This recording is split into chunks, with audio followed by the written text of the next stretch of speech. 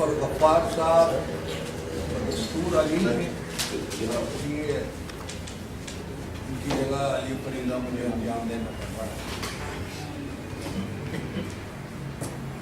मौलाना room की study की continuation में आज एक और कड़ी उस्ताद मोहतरम जावेद साहब उसी सिलसिले में वो आगे बढ़ाएंगे। मोहम्मद जावेद साहब, बहुत शुक्रिया।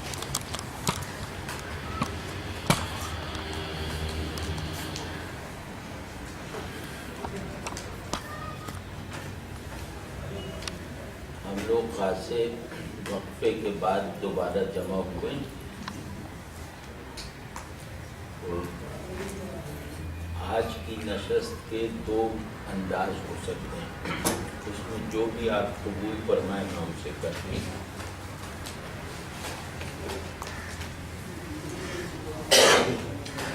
एक ये कि इस मजलिस के बानी मुहर्रिक मोहतमिम मुजफ्फर गफ्फार साहब की चोट लग गई है हाथ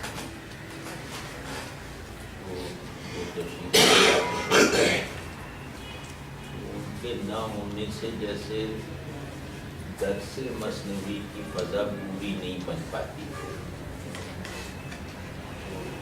एक सूरत ये हो सकती है कि मैं आपसे एक चीज़ पर गुफ्तगू करूँ कि हम मसनवी मौलाना रूम से क्या फ़ायदे उठा सकते हैं, उनमें से कुछ फ़ायदे मैं अर्ज़ करूँ ताकि ये कि अब तक जितना पढ़ा हुआ है वो हमारे हाफ़ज़े में ज़रा प्रोडक्टिव तौर पे बेदार हो जाए और जो हमें इंशाअल्लाह आगे पढ़ना है उसके बारे में हम एक दुरुस्त पोजीशन और एक वाज़ेह नीयत के साथ साबित कदम हो जाए। तो वरना दूसरी सूरत वही है जो हम करते आ रहे हैं कि ये एक सफ़ा में आपके सामने शरह कर देता हूँ। कैसा इरशाद करना है, मेरा मशवरा ये है कि अगर जो मैं पहली तजवीज़ दे रहा था उस पर अमल करने का मौका मिल जाए तो इसको हम रिफ्रेश करते जाएंगे। ये दर्स जो है ये गोया ताज़ा हो जाएगा। तो जमहूरियत का ज़माना है, राय आम आज से 15 दिन पहले भी नहीं हुआ था ये दर्स। 15 दिन पहले भी नहीं हुआ ये। 15 दिन पहले वो मेरे एक अजीज हैं, उनके जवान बेटे का इंतकाल हो जाता दोस्त को, वो वक्त यही था तकरीबन। तो गुजारिश ये है चूँकि मुजफ्फर गफ्फार साहब वो नोट्स लेते हैं ना, वो जो आप फरमाते हैं ना उनके नोट्स लेते हैं उसका तर्जमा करने के लिए, तो वो अपनी अलहदा किताब छापना चाहते हैं। तो इसलिए मेरी तजवीज़ तो ये है कि या तो आप अपने वाली तजवीज़ पर अमल कर रहे हैं जो दूसरी तजवीज़ है, और या फिर थोड़ा सा तारुफ दीवान शम्स तब्रेज़ तारुफ ऐसा, क्योंकि वो उसकी बारी पता नहीं कहाँ पाती है, आती भी कि नहीं आती। इस वक्त हम उस्ताद साहब की जो दो तजवीज़ें हैं उसमें चूज करते हैं, उसमें फिर दूसरी पहली वाली और मेरा ख्याल है हमें उसमें समझने में आसानी हो अगर हमें उसके कॉन्टेक्स्ट के हवाले से उसके फ़वाइद हमें मिल जाए। राय आमा इसी के हाथ में है। बहुत बहुत मेहरबान राय आप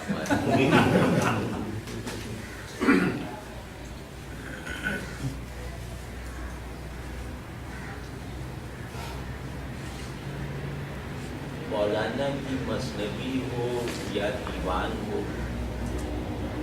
या इस तरह के दीगर बड़े काम हो,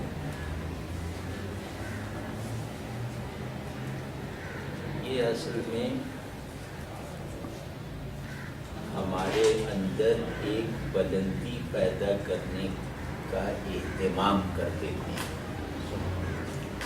और फ़ायदे बेशुमार हैं। मतलब मैं मसनवी पे फोकस करके अगर कहूँ तो मसनवी पढ़ने के फ़ायदे बेशुमार हैं। हमारी बहुत ही संजीदा नौइयत की ज़रूरतें और हाजतें ऐसी हैं जिन्हें मसनवी पूरा कर देती है, और वो आदमी अपने होने की सतह पर भी उस आदमी से बेहतर जगह पे खड़ा हुआ है जिसने मसनवी नहीं पढ़ी। मसनवी पढ़ने वाला गोया मौजूद होने में सबकत रखता है उस शख्स पे जिसे मसनवी देखने का मौका नहीं मिला। तो ये गोया इंसानों के दरमियान कुछ चीज़ें उनकी तामीर करने के सामान के तौर पर मौजूद होती है। हमारी रिवायत में मसनवी इस हैसियत से उम्मत में लिखे गए तमाम लिटरेचर से बढ़ के मुअस्सिर और मुफीद। तो वो मैं ज़रा सा बहुत अमली इस्तिलाहात में कुछ दो एक फ़ायदे अर्ज़ करता हूँ। अगर वो फ़ायदे हम सबको अपने फ़ायदे महसूस हों तो चाहिए कि हम इस किताब की तरफ निस्बतन ज़्यादा संजीदा तवज्जो मबज़ूल करें और इसके बारे में अपने तसव्वुरात को ज़्यादा बामानी बनाएं। जब तक मैं कुर्सी को बैठने तक महदूद रखूँगा उस वक्त तक कुर्सी से फ़ायदा उठाने का इम्कान थोड़ा रह जाता है, लेकिन जैसे ही मैं कुर्सी को सिंबलाइज करूँगा वैसे ही कुर्सी के मुफीद होने के बेशुमार ज़ाविये मुझ पर खुल जाएंगे। तो ये बात मैं इसलिए कह रहा हूँ कि मसनवी से फ़ायदा उठाने का तसव्वुर और मसनवी से इस्तिफ़ादा करने की गरज को ज़रा गहराई और बुलंदी के साथ अपने अंदर पैदा कर लेने से इस किताब की तासीर को हमारे अंदर दाखिल होने का बड़ा रास्ता मिल जाएगा।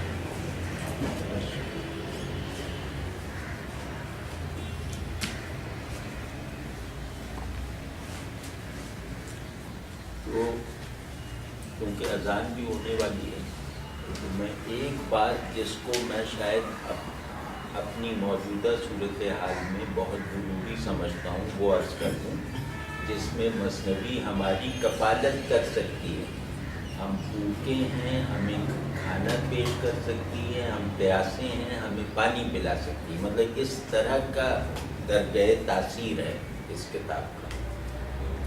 वो ये है कि इस वक्त हम एक बहुत बड़े बहरान की लपेट में हैं जिसको हर शख्स देख सकता है और महसूस कर सकता है।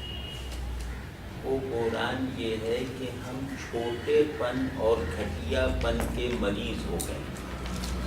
हमारा मर्ज़ ये है कि हम छोटा बनने और रहने पर राज़ी हैं और घटिया चीज़ें हमें अपनी तरफ खींचती हैं। ये वो बहरान है जिसका इस वक्त कुल इंसानियत को उमूमन और हमें खुसूसन सामना है कि हमारे तमाम मकासद जो हैं वो 24 घंटे में गुजर जाने वाली ज़िंदगी से ऊपर उठने में कोई मदद नहीं करते।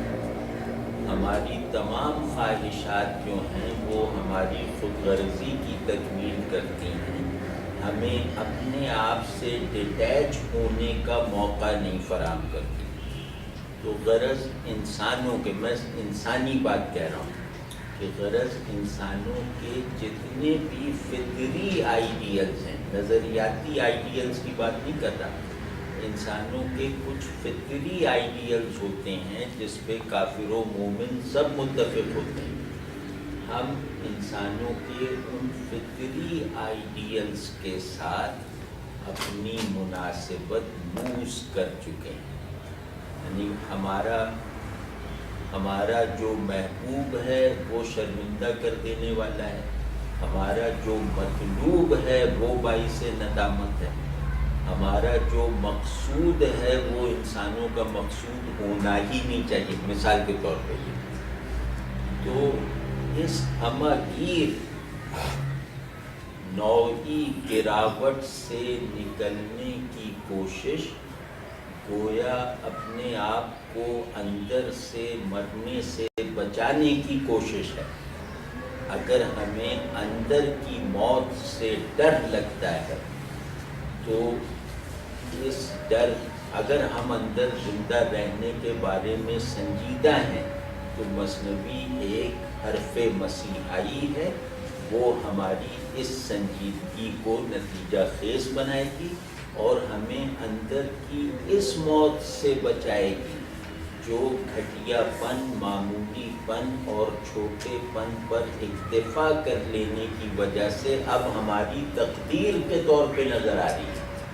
اب انسانوں میں بڑائی اور اٹھان کی جتنی بھی اقدار تھیں ان میں سے کوئی ایک قدر ہمارے درمیان عملی طور پر موجود نہیں رہی ہے. ہماری زندگی کے تمام گوشے جو ہیں وہ اس لالٹین کی روشنی سے روشن ہیں جس لالٹین کو زمین میں تہہ خانے کے لیے ایجاد کیا گیا تھا، کسی پہاڑ کی چوٹی پر چمکنے کے لیے نہیں بنایا گیا تھا. تو ہم زندگی کو محض ان قوانین پہ گزار رہے ہیں جو جاروب کشی کے قوانین ہیں، پرواز کے قوانین نہیں ہیں، جو جھاڑو دینا سکھاتے ہیں، اڑنا نہیں سکھاتے. تو اس ماحول میں جہاں جاروب کشی آرڈر آف دی ڈے بنتی جا رہی ہے، اس ماحول میں اس جھاڑو پھیرنے سے اٹھنے والی گرد سے اگر خود کو بچانا ہے تو اس کے لیے وہ پرواز کرنا سیکھو جس کو سکھانے کا پورا انسٹیٹیوشن مثنوی کی شکل میں تمہارے ہاتھوں میں ایک زندہ اور مؤثر طریقے سے موجود ہے. واضح ہے. اب نماز پڑھ لیں. ابھی جیسا کہ میں نے عرض کیا کہ ہماری اس وقت سب سے بڑی ضرورت یہ ہے کہ ہمیں ایک اپ لفٹ درکار ہے، ہمیں ایک اٹھان کی ضرورت ہے. تو مثنوی جو ہے یہ اٹھان ہمیں فراہم کر سکتی ہے یقیناً. وہ میں ابھی عرض کروں گا کیسے. تو یہ میرے وجود میں بھی اٹھان اور بلندی پیدا کر سکتی ہے اور میرے شعور میں بھی رفت پیدا کر سکتی ہے. یہ میری طبیعت کو، میری خواہشات کو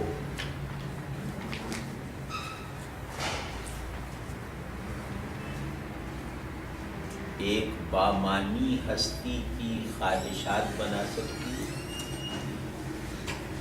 اور اسی طرح یہ میرے ذہن کی پستیوں کا بھی علاج کر سکتی ہے جو مجھ پر مسلط ہو گئی. وجود کی پستی اگر دیکھنی ہو تو وہ دیکھی جاتی ہے کہ یہ آدمی اگر کوئی کسی معاشرے میں خود غرضی عام ہو جائے تو آپ سمجھ لیں کہ وہ معاشرہ وجودی گراوٹ میں مبتلا ہے. مطلب میں بہت علمی بنا کے بات نہیں کرنا چاہ رہا ہوں، کسی طرح کوئی چیز کلک کر جائے تاکہ مثنوی سے ہر شخص کو استفادہ کرنے کا اپنا موقع فراہم ہو جائے. تو میں کوشش کروں گا کہ جو میں کہوں وہ پوری طرح جیسے منتقل بھی ہو جائے، کمیونیکیٹ بھی ہو جائے. تو اگر ہم کہیں کہ ہم وجودی پستی میں مبتلا ہیں تو ہم اس کے لیے اتنا ثبوت کافی ہے کہ ہم خود غرض ہو گئے. سیلفشنس وجودی گراوٹ کا سب سے بڑا ثبوت ہوتا ہے. تو ہم کہہ سکتے ہیں کہ ہم وجودی گراوٹ کا شکار ہیں اس دلیل کی بنیاد پر. وجودی سے مطلب مٹیریلسٹک؟ ہاں مٹیریلسٹک نہیں، ایگزسٹینشیل، موجود ہونے میں ہمارے کوئی نقص آ گیا ہے. تو وجود کی انسانی سطح ہے سیلف لیس رہنا، وجود کی حیوانی سطح ہے سیلفش ہو جانا. تو اب ہمارا پورا جو انداز ہستی ہے وہ سیلفشنس پہ چل رہا ہے، سیلف لیسنس پہ چلتا ہوا نظر نہیں آ رہا، تو اس کا مطلب ہے کہ ہم وجودی گراوٹ میں مبتلا ہیں۔ اسی طرح ایک ہوتی ہے ذہنی پستی، ذہن کا زوال۔ وہ ذہنی پستی اور اس کا زوال اگر دیکھنا ہو تو اس کا بھی ایک بہت واضح ثبوت مل جاتا ہے، وہ یہ کہ آپ کے اندر آپ کا سیلف امیج کیا ہے اور چیزوں کے بارے میں آپ کا تصور کیا ہے۔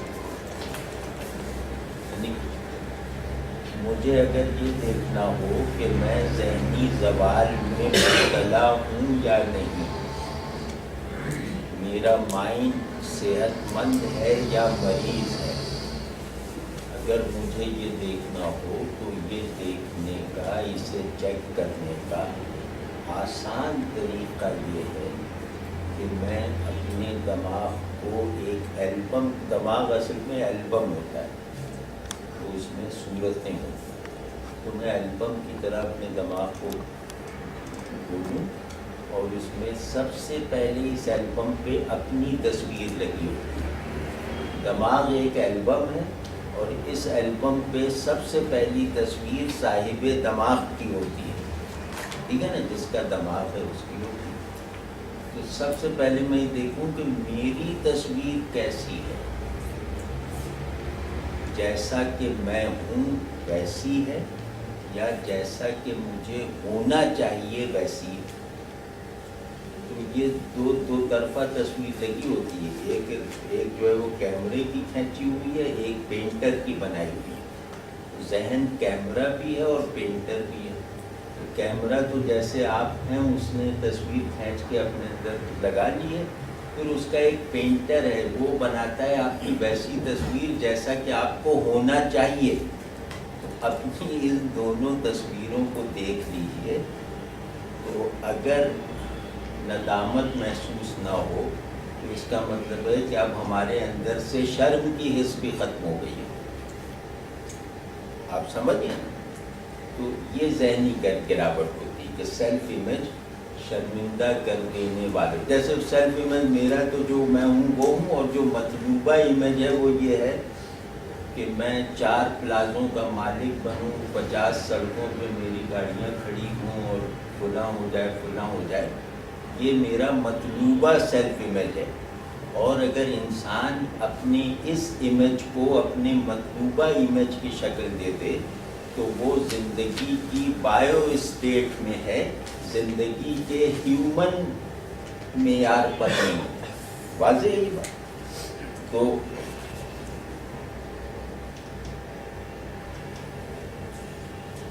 مثنوی آپ کے سیلف امیج کو ان دونوں زاویوں سے بہت جلدی بہتر اور قابل اطمینان بنا سکتی ہے۔ دوسرا فائدہ کہ مثنوی آپ کے شعور کو بھی وہ اپ لفٹ فراہم کر سکتی ہے، آپ کے دماغ کو ایسا آئینہ بنا سکتی ہے جس پر پڑھنے والا عکس آپ کو شرمندہ نہ کرے، آپ میں شوق پیدا کرے ویسا بننے کا۔ واضح؟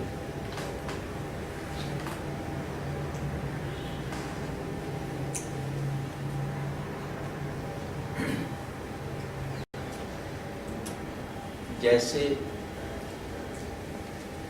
میں آپ سے عرض کرتا ہوں، پورا آدمی یا آدمیت کا مادہ کیا ہوتا ہے؟ یعنی آدمیت کا مادہ کہہ کر میں یہ مراد دے رہا ہوں کہ جس سے بننا آپ کو قبول ہو، ٹھیک ہے؟ تو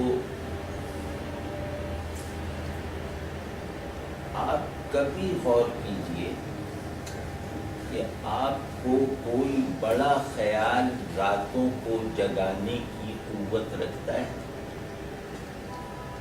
کوئی بڑی دریافت آپ کے ذہن کو ہو جائے تو آپ خوشی سے بے حال ہو جائیں؟ کوئی بڑا سوال حل نہ ہو رہا ہو تو آپ کھانا پینا بھول جائیں، یا یہ کہ کسی کو تکلیف میں دیکھ کر آپ کو اپنا آرام برا لگنے لگے، کسی کو خوشی میں دیکھ کر آپ کا غم آپ سے زائل ہو جائے. یہ میں موٹی موٹی باتیں عرض کر رہا ہوں، اس کی مطلب علمی فارمیشن بعد میں کر لیجیے. اس کا مطلب کیا ہوا؟ اس کا مطلب یہ ہوا کہ آدمی وہ ہے جس کے احساسات کی بناوٹ اور کیفیت ایسی ہوتی ہے کہ ذہن ان سے بڑے معانی جنریٹ کرتا ہے. انسانی احساس ہمیشہ ذہن کے لیے مطمئن کر دینے والے خیال کی تشکیل ضرور کرتا ہے. تو جو احساس میرے ذہن کو اس کا مطلوبہ فلفلنگ خیال فراہم نہ کرے، وہ احساس حیوانی ہے، انسانی نہیں.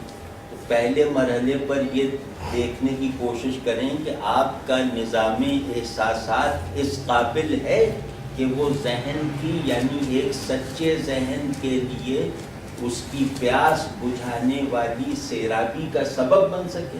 کیا آپ کے احساسات آپ کے ذہن کو سیراب کر سکتے ہیں؟ اگر کر سکتے ہیں تو آپ مثنوی کے بنائے ہوئے آدمی ہیں، اور اگر نہیں کر سکتے تو یہ کرنا آپ کے انسانیت کو کوالیفائی کرنے کے لیے ضروری ہے. واضح؟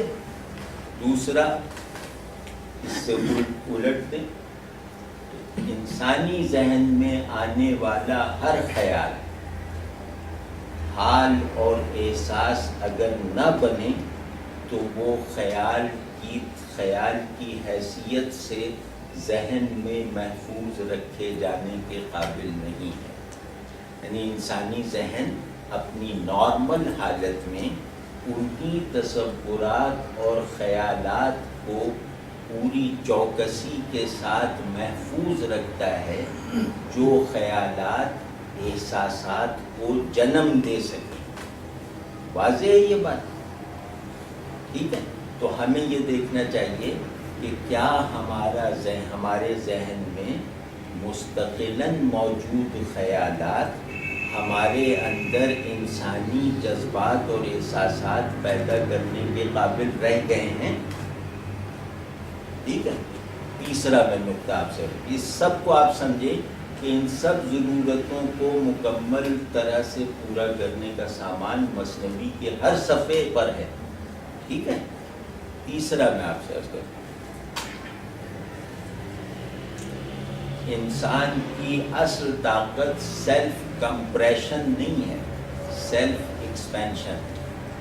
انسان کی اصل قوت چیزوں کو اپنے اندر سمو لینا نہیں ہے، چیزوں کو اپنے اندر کھینچ لینا نہیں ہے. انسان کی اصل قوت ہے اپنے آپ کو دوسرے کے سپرد کر دینا. انسان کی اصل قوت جو ہے ایکسپینشن کی ہے، کمپریشن کی نہیں. تو اب آپ دیکھیں کہ زندگی نے ہمیں اتنا مجبور اور اتنا محدود کر دیا ہے کہ ہمارے تمام جذبات، ہمارے تمام احساسات، ہمارے تمام تصورات، ہماری تمام خواہشات کا جو اینڈ رخ ہے نا وہ ہماری طرف ہے. یعنی ہم ہی اپنی طلب کے مطلوب ہیں، ہم ہی اپنے ذہن کا تصور ہیں، ہم ہی اپنی خواہشات کے مطلوب بن کر رہ گئے ہیں. تو یہ ایک عجیب طرح کی مضحکہ خیز صورتحال کو ہم نے قبول کر رکھا ہے. تو اس کے لیے جو ایک سیلف ایلینیشن درکار ہے، جو ایک خود سے اوپر اٹھ جانے کی طاقت درکار ہے، وہ مجھے کھانے اور روٹی اور کپڑے سے زیادہ درکار ہے، کیونکہ اس پہ میری باڈی منحصر نہیں ہے، وہ میری روح کی کفیل ہے. آپ سمجھ گئے نا؟ اس پر میرا انسان ہونا یا نہ ہونا داؤ پہ لگا ہوا ہے. یہاں کیا ہے، نہ ملے کوئی مر جاؤں گا. تو میری موت اتنا بڑا واقعہ نہیں ہے، میرے جسم کا قبر میں چلے جانا اتنا بڑا واقعہ یا کوئی ناکامی نہیں ہے. لیکن میرا اپنے مادہ خلق یعنی انسانیت کو کوالیفائی نہ کر سکنا، ये तो इंतहाई बड़ी ट्रेजेडी है ना, ये तो इंतहाई बड़ी नाकामी और महरूमी है। तो इस सूरत में हमें देखना चाहिए कि हमारे अंदर सेल्फ ट्रांसेंडेंस की अर्ज पैदा करने वाले एहसासात कितने रहे। हमारे अंदर सेल्फ निगेशन या सेल्फ एलिनेशन की को फॉर्मुलेट करने वाले तसव्वुरात कितने बच गए। एक भी नहीं बचा है। मेरा कोई एहसास मेरे दामन को छोड़ने पर तैयार नहीं है। मेरा कोई ख्याल मेरे गले को पर से हाथ हटाने पर राजी नहीं है। मैं अपने हर ख्याल का मरकज़ खुद हूँ, अपने हर एहसास का मुंतहा खुद बना हुआ हूँ। तो ये गिरावट की इंतहा है। इसको मौलाना आकर अपने दस्ते शिफा से ठीक करते हैं। उनका वो दस्ते शिफा आप समझें कि मसनवी के लफ्ज़ लफ्ज़ में अपना काम अंजाम दे रहा है। तो ये बात हो गई ना कि अगर हमें इस हमा की गिरावट से निकलना है और निकलना है तो उससे निकलने में मसनवी हमारी बहुत बामानी, बहुत मुअस्सिर और शायद बहुत फौरी मदद कर सकती है। ठीक है ना। तो इसको ज़रा सा ख्याल करें और इस एतबार से मसनवी के मुखातब बनें। और बस मैं तो चाहता हूँ भाई, मुझे तो कोई चीज़ अगर मिल जाए तो मैं हर एक को उसके पानी और चाय में मिला के पिला दूँ कि भाई उठान की तमन्ना को अपनी सबसे बड़ी तमन्ना बनाओ।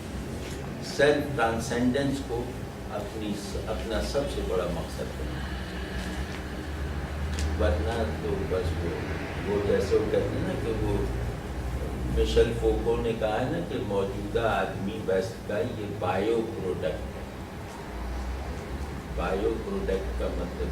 अब आप देखें ना, मेरे तमाम जज्बात तो इंस्टिंक्टिव हैं ही, अब मेरे ख्यालात भी इंस्टिंक्टिव हैं।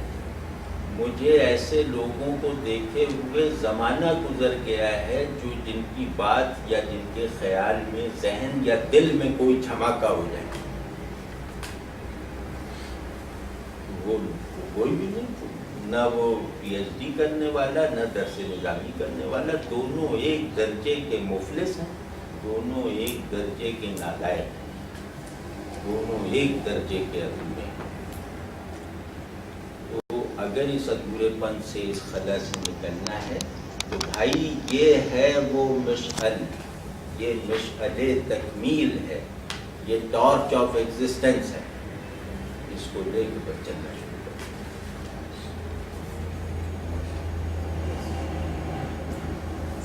बहुत से सवालात थे लेकिन इस वक्त कुछ ज़हन में नहीं आ रहा। लेकिन एक मसनवी की पहली क्या हकायत थी, उसमें से एक ज़रा सा पॉइंट मेरे जहन में जब से अटका होगा तो मैं बताना चाहूँगा। बादशाह और लोंडी का जो आपस में रिलेशन बताया गया था, वो पहले तो एक फ़िज़िकल हमारा रिलेशनशिप बताना चाहिए कि एक आम अगर शख्स पढ़ रहा हो तो उसको इस रिलेशनशिप को कैसे समझना चाहिए, और इसका एक जो अंदरूनी मीनिंग है, रूहानी मीनिंग, वो आपस में इन दोनों का क्या रिलेशन था। क्या उससे क्यों इतना दर्जा दे दिया गया कि वो उससे मोहब्बत कर सकता है। बेशक वो एक बादशाह था, उसके पास रूहानी ताकत भी थी, दुनिया की ताकत भी थी, सब कुछ था, लेकिन उसे क्यों उसका लौंडी के साथ रिलेशनशिप है क्या।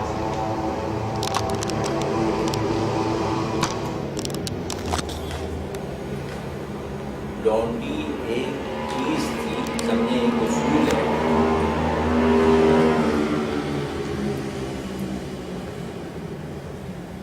जिसने एक घटिया आदमी को भी गुमराह किया और एक आला आदमी पर भी गुमराही का असर डाला। लौंडी दुनिया है, दुनिया घटिया लोगों को मौत के घाट उतारती है और आला लोगों को भी कोई ना कोई मरज डाल देती है आला लोगों में। ये है उसमें। बादशाह क्योंकि हस्ती की बुलंद सतह पे था, दुनिया ने उस पर भी छापा मारा, और जरगर या सुनार जो है वो तो आम दुनियादार, दुनिया तलब आदमी था, वो तो खैर हंसना ही था उसमें। दूसरा एक जो लफ्ज़ अभी खुद गर्जी का इस्तेमाल हुआ था, मैं कहूँगा कि मसनवी पढ़ने से पहले इस तरह मेरे अंदर एक अजीब सी खुदगर्जी थी, और मसनवी पढ़ने के बाद एक तो इसके परपेंडिकुलर एक अजीब सी खुदगर्जी पैदा है। बेशक खुदगर्जी पैदा हो गई, मतलब ये कह सकते हैं जो उससे कहीं ज़्यादा बेहतर है, लेकिन खुदगर्जी को अगर आप डिफ़ाइन करते हैं तो शायद मुझे पता चल जाए कि ये है क्या, शायद वो खुदगर्जी है या कुछ हो। हाँ, जैसे कोई कहे ना कि नमाज पढ़ने से सेहत अच्छी होती है इसलिए पढ़ा करो, अल्लाह को मानने से डिप्रेशन नहीं होता इसलिए मान लो, ये खुदगर्जी, ठीक है।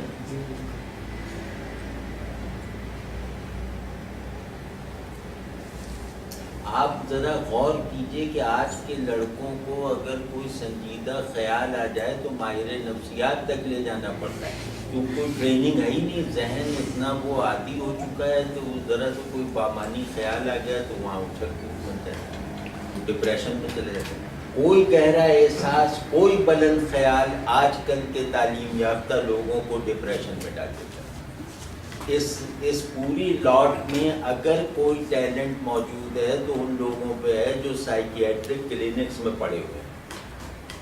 तो जिस कौम में जहानत और हसासियत नफ्सियाती मरीजों तक महदूद होकर रह जाए, आप उसका अंदाज़ा लगा लें कि वो कहाँ खड़ी हुई है।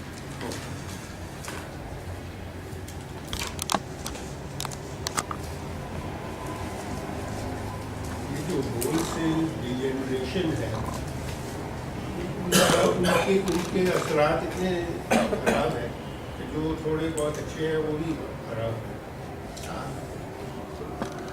वाकई, और क्योंकि अजनबियत है ना, वो बेचारे बिल्कुल कट के रह जाते हैं, अजनबी बन के रह जाते हैं। वालिद साहब से जाकर आप गुफ्तगू करें कि जनाब आज मैं आइडिया और डीड के फ़र्क पर कुछ आपसे बात करने आया, तो अगर 3-4 दिन ऐसा किया तो वो आप कर देंगे।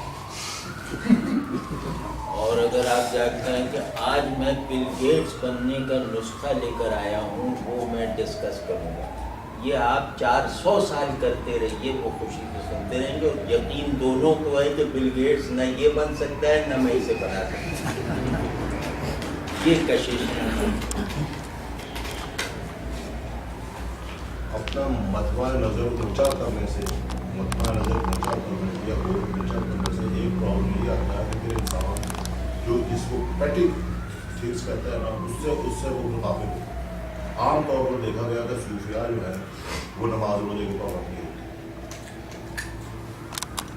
यार आप इतने गुस्से में कह रहे हैं, इसकी तरकीब करने की हिम्मत नहीं होगी। अरे यार क्या मुशाहिदा है सूफिया, आप सूफियों में रहें? नहीं, वो सूफी कलंदर टाइप के लोग होंगे, सूफी और भी होते हैं। चलिए खैर, ये आपका नुक्ता क्या है, ये समझ में आया क्या? मतलब जो आइडियलिस्टिक लोग होते हैं जिनका मसला नज़र बहुत ऊंचा कर देते हैं, वो रोजाना रूटीन को फॉलो नहीं करते। जैसे नमाज में मिसाल दी है, रूटीन को जो चीज़ें हैं जैसे 5 वक्त नमाज पढ़नी है, उससे फिर वो गाफिल हो जाते हैं। भाई वो तो खैर एक अलग बात है, मेरी राय में ये ठीक बात नहीं है, लेकिन मैं एक बुनियादी जो आपकी बात है वो मैं अर्ज़ कर रहा हूँ कि खैर आइडियलिस्टिक नहीं होता, खैर बहुत प्रैग्मेटिक होता है। हम खैर से महरूम हैं, हम आइडियाज़ से तो हैं ही, हम खैर से महरूम हैं। खैर तो बिल्कुल अखलाक का, तबीयत का, दिमाग का, अमल का मौजूद है ना। तो इसमें आइडियलिस्टिक क्या अप्रोच है कि मेरा पड़ोसी जो है वो मुझसे ज़्यादा आराम से रहना चाहिए, मेरे साथ लगने बैठने वालों की भूख मेरी भूख पर मुकद्दम। इसमें क्या आइडियलिज्म है? कुछ भी नहीं। तो हम तो इस सतह हयात से भी नीचे निकल गए ना, कि जहाँ मेरा एक संजीदा मसला होना चाहिए कि मेरा पड़ोसी, मेरे साथ बैठने वाला, मुझसे तारुफ रखने वाला کوئی شخص جو ہے وہ میرے ہاتھوں سے تکلیف نہ اٹھائے، اور میں اپنے وقت کا ایک خاص حصہ اس پلاننگ میں صرف کرتا رہوں کہ فلاں کو مجھ سے فائدہ کس طرح پہنچ سکتا ہے۔ اب آپ کا کیا خیال ہے کہ ہمارے نظام تصورات میں، ہمارے ایموشنل اسٹرکچر میں اس طرح کی چیزیں کہیں حاضر اور موجود اور آپریٹو ہیں؟ بس یہ زوال ہے، ابھی یہ کوئی آئیڈیلزم نہیں ہے، یہ بالکل پریکٹیکل باتیں ہیں، بالکل پریگمیٹک ہیں۔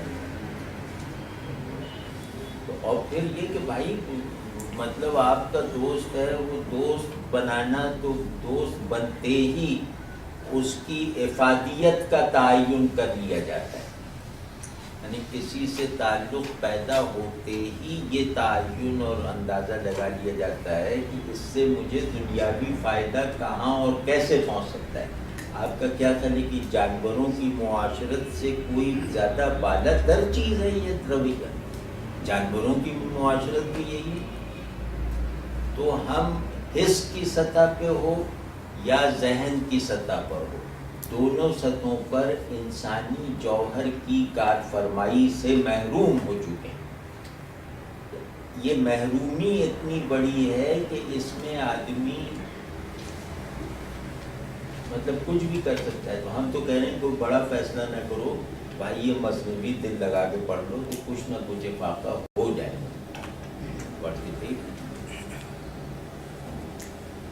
آپ کے ذہن کو بڑے تصورات کو سہارنے کی طاقت حاصل ہو جائے گی، آپ کے احساسات کو بڑے احساسات، بامانی جذبات سے مانوس ہونے کا موقع مل جائے گا، آپ کو اپنی تنگ تاریک کوٹری سے نکل کر اپنے سے باہر کی فضا میں سانس لینے کا راستہ کھل جائے گا۔ دیکھ لیجیے گا، اور یہ سب ہماری ضرورت ہے۔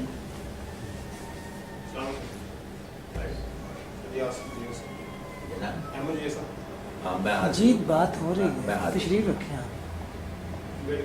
ہاں ویٹ،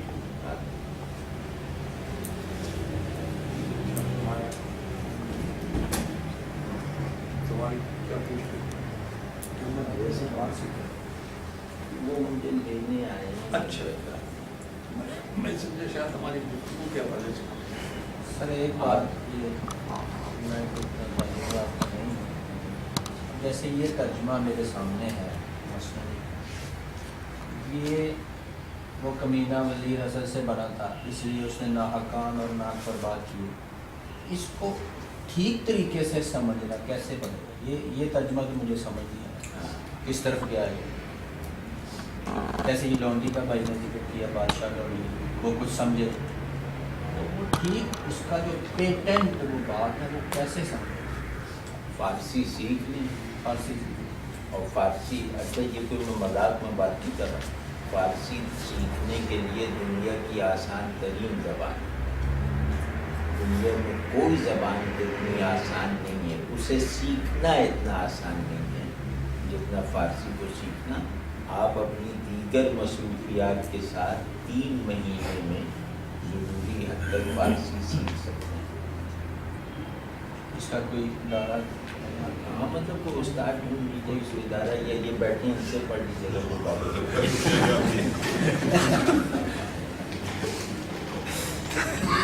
وہ ایرانیوں کے بھی یہاں کوئی سینٹر ہے جو کوئی بات نہیں، معلوم ہے خانہ فرنگ یہ کچھ اس طرح کے ادارے ہیں۔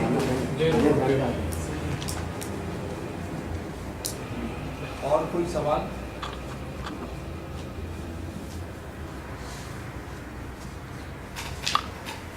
بہت شکریہ استاد صاحب کا بہت بہت شکریہ، انہوں نے ایک راہ دکھائی ہمیں بہتری کی طرف جانے کی، اور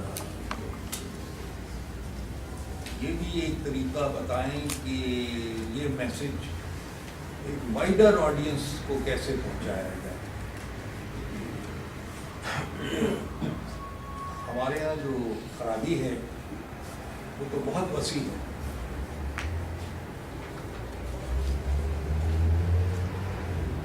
ये जी एक मरहला है कि how to get this across.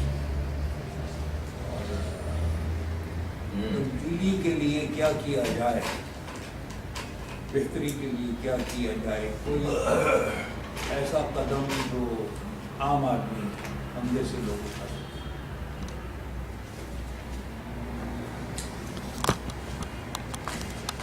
दूसरे को खुद पर तरजीह दें और इसको अपना मुस्तकिल रवैया बनाएं।